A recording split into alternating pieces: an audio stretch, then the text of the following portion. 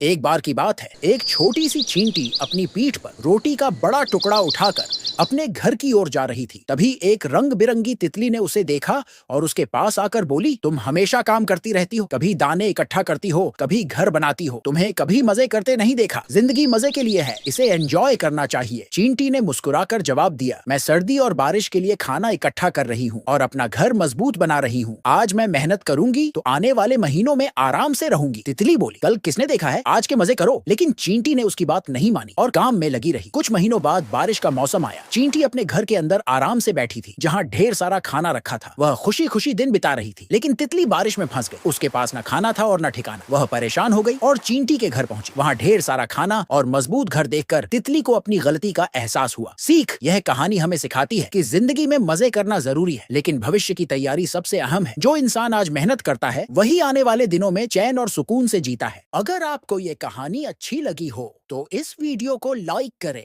और हमारे चैनल को सब्सक्राइब करना बिल्कुल न भूलें।